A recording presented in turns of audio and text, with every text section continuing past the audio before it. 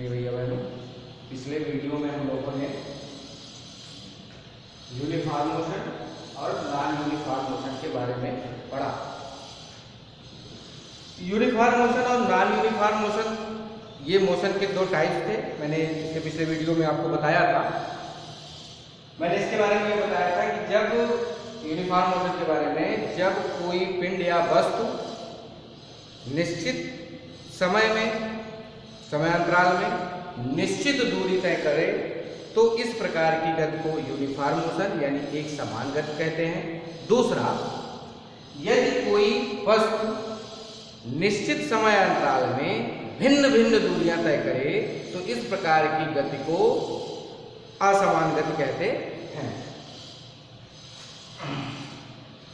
अब इसी चीज को हमको इस ग्राफ के माध्यम से समझना है कि किस तरीके से ग्राफ पे अगर रिप्रेजेंट कर दिया जाए कि ये इस तरीके का कोई ग्राफ अगर आपको दे दिया जाए, उसमें कोई ऐसे डाटा दे दिया जाए और आपसे पूछा जाए कि ये क्या रिप्रेजेंट कर रहा है, किस तरीके की गति है या गति में भी किस प्रकार की गति है, तो इस तरीके को समझने के लिए थोड़ा सा अभी ये समझेंगे कि पहले तो ये समझेंगे कि ग्राफ किस तरीके से बनाएंगे। जब ग्राफ बनाना सीख जाएंगे तो फिर उसी के साथ साथ हम ग्राफ को रीड करना भी सीख जाएंगे। तो अभी हम आप पहले ये इस पे चर्चा करते हैं कि ग्राफ कैसे बनाएं।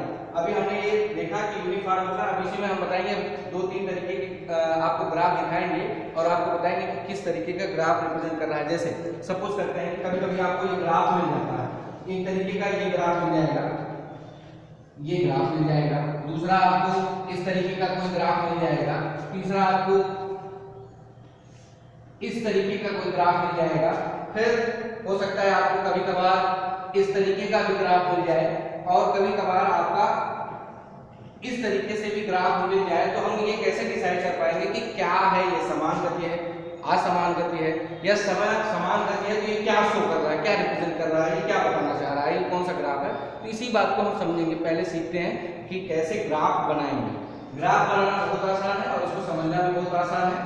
समझना क्या है, सबसे पहले आप कोऑर्डिनेट सिस्टम आप थोड़ा बहुत जानते हैं, थोड़ा बहुत इसमें और जान लेंगे। सपोज करते हैं कि ये कोई रेखा है जिसको हम कहते हैं क्षैतिज रेखा, और ये आपको कहते हैं, इसको कहते हैं ऊर्ध्वाधर रेखा। इसको मैथ्स में हम लोग एक्स एक्सिस कहते हैं और इसको आप वाई एक्सिस कहते हैं। ये आपका मूल बिंदु होता है जिसको आप O से रिप्रेजेंट करते हैं, O ओरिजिन। अब इस पे क्या होता है यही से समझना है। कहने का मतलब, अगर कोई ऑब्जेक्ट है, कोई बॉडी है, कोई पिंड है और वो इस तरीके से इस पे अपनी रीडिंग बढ़ा रहा है, कंटिन्यूअसली अपनी रीडिंग बढ़ा रहा है, इस पे सपोज करते हैं ये 1 यूनिट, पहले ऐसे बांट लेते हैं।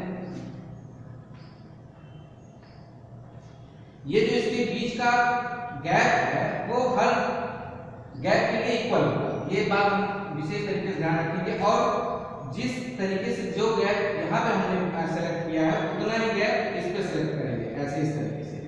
और इसी को कहते हैं,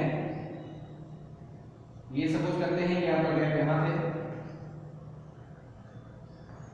ये वाई एक्सिस है।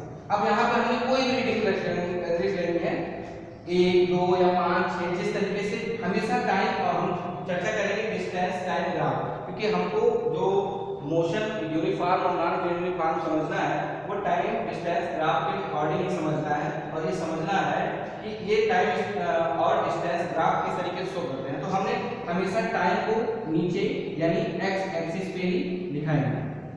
टाइम को हम हमेशा नीचे वाली पे दिखाएंगे, यानी इस पे हम समय दिखाएंगे। अगर हम इस पे दिखा दे रहे हैं ये 1, ये 2, ये 3, ये 4, ये 5, ये 6, ये 7, ये 8। अब इसको हम घंटे में भी ले सकते हैं, मिनट में भी ले सकते हैं, सेकंड में भी ले सकते हैं, जैसे भी हमको उचित लगे। तो जैसे सपोज करते हैं कि ये 1 सेकंड है, ये 2 सेकंड है, ये 3 सेकंड है, ये 4 सेकंड है, ये 5 सेकंड है, ये 6 सेकंड है, ये 7 सेकंड है, ये 8 सेकंड है। उसी तरीके से इस पे डिस्टेंस यानी दूरी दिखानी,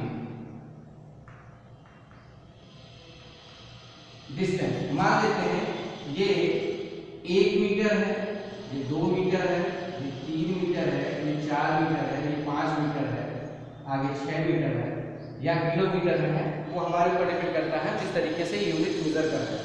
ये इंटरवल, इसको इकाई बोलते हैं, यूनिट बोलते हैं, इसको हम यहाँ फिजिक्स में इंटरवल बोलते हैं, यानी कि यहाँ ये टाइम का इंटरवल है, एक इंटरवल यानी गैप कितना है, एक इंटरवल, 2 3, ये विभिन्न तरीके के हमने, और ये सारे इक्वल है, जितना ये है उतना ये भी है। अब यहीं पे समझना है कि डिस्टेंस और टाइम ग्राफ को किस तरीके से क्या शो करता है, यानी जब भी हम कोई भी पॉइंट अगर लेके इस डायरेक्शन में बढ़ रहे हैं, इसका मतलब यहाँ पे 1 है, यहाँ पे 2 है, यहाँ पे 3 है, जैसे जैसे हम इस तरफ जा रहे हैं वैसे वैसे इस लाइन की जो रीडिंग है, जो आंकड़ा है वो बढ़ रहा है, यानी हम जैसे जैसे इस तरफ जा रहे हैं हमारा समय बढ़ रहा है। उसी तरीके से जैसे जैसे हम ऊपर की तरफ जा रहे हैं वैसे वैसे हमारा समय दूरी हमारी बढ़ रही है, जैसे जैसे हम नीचे की तरफ आ रहे हैं तो हमारी दूरी घट रही है, और जब ऊपर की तरफ जा रहे हैं तो हमारी दूरी बढ़ रही है। उसी तरीके से हम इस तरफ जा रहे हैं तो हमारा समय बढ़ रहा है, और अगर हम इस तरफ आ रहे हैं तो हमारा समय घट रहा है। इसी बात को मेजर करना है, यही चीज स्पेशली जाननी है कि होता क्या है। यानी अगर हम इस तरीके से किसी पॉइंट को यहाँ पे दिखाना चाह रहे हैं तो इसका मतलब वो अपने ओरिजिन से, यानी जब से हमने इसको काउंट करना शुरू किया उसके 2 सेकंड के बाद की डिटेल हम बताने की कोशिश कर रहे हैं। अगर यहाँ पहुंचते हैं तो यानी 5 सेकंड के बाद की डिटेल बताने की कोशिश कर रहे हैं। उसी तरीके से अगर हम यहाँ से शुरू करते हैं तो इसका मतलब हम 2 मीटर की दूरी के बाद की डिटेल हम आपको बताने की कोशिश कर रहे हैं। यहाँ से अगर हम शुरू कर रहे हैं तो इसका मतलब हम शुरू से, यानी 0, यहाँ पे क्या है 0 सेकंड भी है और यहाँ पे 0 मीटर है, यानी हम यहाँ से क्या बताने की कोशिश कर रहे हैं कि यहाँ पे ये 0 से, यानी एकदम ओरिजिन से डिटेल बताने की कोशिश कर रहे हैं। अब जैसे सपोज करते हैं कि हमने किसी ग्राफ पे कोई लाइन किसी भी तरीके का कर्व ड्रा कर दिया, सपोज करते हैं आपको अभी हमने 3-4 तरीके के ग्राफ बना के आपको दिखाए, और एक ग्राफ मान लेते हैं इस तरीके से बना के, ये जो जर्नली। अब यहीं से हम ये इस ग्राफ को देख के और ये बताएंगे कि ये किस तरीके का मोशन है और ये ग्राफ क्या शो कर रहा है। तो यहाँ पे जरा देखेंगे, यहाँ पे ये जो x एक्सिस है, x एक्सिस के परपेंडिकुलर ऐसे जहां जहां पे पॉइंट्स हैं वहां पे हम ऐसे परपेंडिकुलर रखते हैं, यानी लंबवत रेखाएं खींचते हैं। सपोज करते हैं ये यहाँ पे पहुंच गए ऐसे, ये यहाँ पे आ गया ऐसे, ये यहाँ पे आ गया ऐसे, रेखाएं खींचते हैं, लंबवत रेखाएं। किसके लंबवत रेखाएं खींचेंगे? x एक्सिस के। और ये रेखाएं अगर जनरली देखा जाए तो y एक्सिस के पैरेलल हो रही है, यानी देखिए ये इसके पैरेलल हो रहा है कि नहीं हो रहा है, ये इसके पैरेलल हो रहा है कि नहीं हो रहा है, ये इसके पैरेलल हो रहा है, ये इसके पैरेलल, यानी एक के लंबवत रहेगी और दूसरे के पैरेलल रहेगी, यानी एक के परपेंडिकुलर रहेगी और दूसरे के पैरेलल रहेगी। उसी तरीके से अब हम इस रेखा पे यानी y एक्सिस पे परपेंडिकुलर खींचेंगे। अब इसका परपेंडिकुलर इस तरीके से होगा, तो इसका परपेंडिकुलर यानी इसका लंबवत खींचेंगे तो यहाँ भी मिलना है, जहाँ पे ये रेखा काटी है वहीं पे ये भी काट है। दूसरा, इसका परपेंडिकुलर खींचेंगे तो कुछ इस तरीके से इसी पे मिलेगा, ये सेकंड यूनिट। जब ये गैप इक्वल रहेगा तो हमेशा आपका यही मिलेगा, तो आपका यहाँ पे मिल गया ऐसे।